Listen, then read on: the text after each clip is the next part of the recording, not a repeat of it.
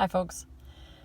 Hey, this may look a little weird to you. I'm actually in my vehicle. We had to run to Kansas City today to take care of some errands and things for the musical, trying to get some last minute items purchased and taken care of.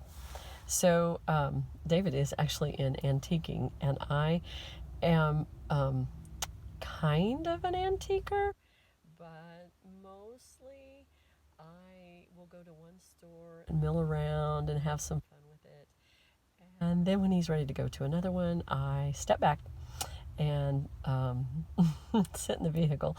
I didn't bring my book to read today, and so I decided I would at least take a little bit of a video and maybe do another one a little bit later. This weekend has brought on some interesting conversations with my family, some of my family members.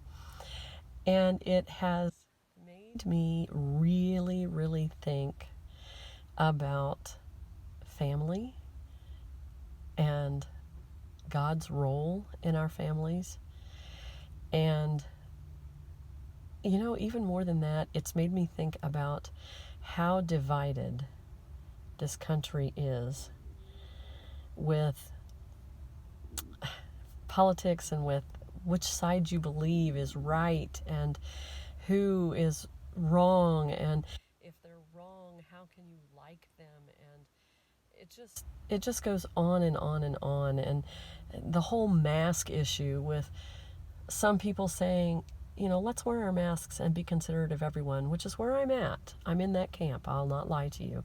So if you don't like that position, then maybe my videos aren't for you.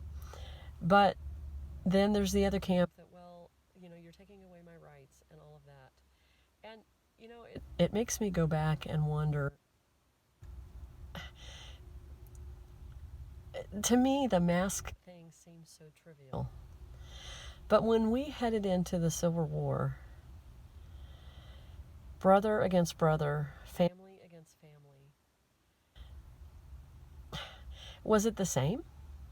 Who's to say how families divided back then? And really, the point of this video isn't whether I'm right or you're right. It's really about how we treat each other.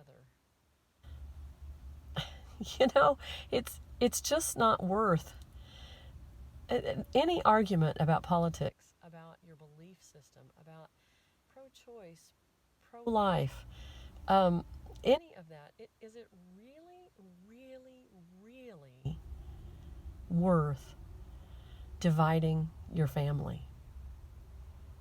Is it worth hanging up on your child because they don't believe the same way that you do? I mean, think back to when people my age were kids. Did we not say some horrendous things to our parents about their beliefs? I can remember being in college. And you think you have the world by the tail, and you know everything when you're in college and in your early 20s and going into maybe 30. You are among other people who are your age and from different ethnicities and different groups of people, but where they come from and all kinds of things. For the first time, I came from a small town smaller than Carrollton, and I was exposed for the first time, kid you not, to black students.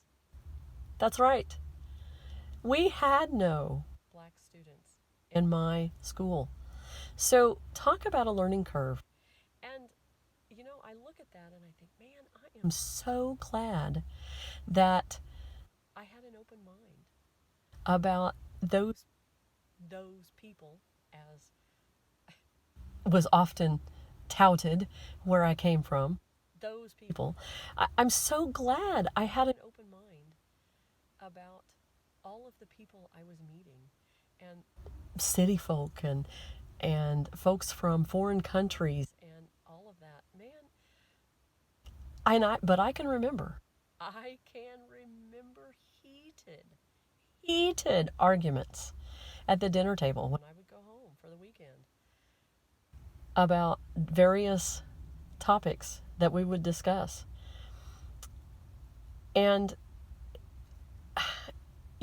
my family didn't split over it.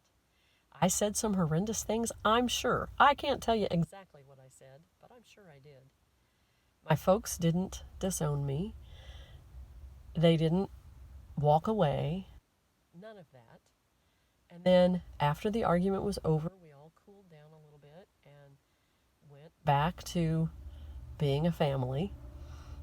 And I just think about all of that, and that family is more than bloodlines too. You have family at work. You have family in your church congregation. You have family in any activity. The kids, if they play sports, that little activity, that sport is a family. My music kids hopefully feel a sense of family. I might be meandering a little bit, but my point today is we all come from different walks of life. We all believe different things. We were young once too, and kids think they know it all. They say things, and then we get a little older and we mellow and we think back. I mean, did your grandparents think that Generation X was going to be the end of the world as we knew it? I mean, I can remember my grandmother saying, "Oh my gosh, these young people these days." So I'm not quite a grandparent yet, but I have friends that are, and children that are growing up. And I think, man, are they really acting any different than we did at that age? Probably not. Probably not. And here's the thing else to think about if you're my age watching this video. If you don't like what your children are saying, think about who raised them. Actually, we could think back to who raised all of us. I mean, each generation raises the next. And so if we don't like what the millennials are doing, guess whose fault it is? Gen X. That's right, it's us. Or if the baby boomers don't like what the Gen X's did, guess whose fault it was? And so on and so on. I don't know. I guess my point is love, family, caring, being humane for people. That's where it's at. That is where it's at. Everyone changes, everyone evolves. We need to, I'm not saying give in to all things that we feel like are not right. But even if we don't agree with someone, with our children, we need to show them love. Because how many children are walking around today with differing attitudes than their parents and feel belittled because of it? Let's not belittle them. We can disagree with them. We can put the hammer down if they've done something that we need to discipline. But in the end, we need to show them love. We need them to feel loved. They need to feel important.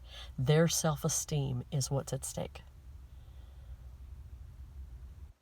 Praise God for loving us. Because He's the ultimate love. Imagine if the whole world, everyone in it, could love one another like He loves us. That's all I've got today, folks. Have a great day. And a great week. God bless.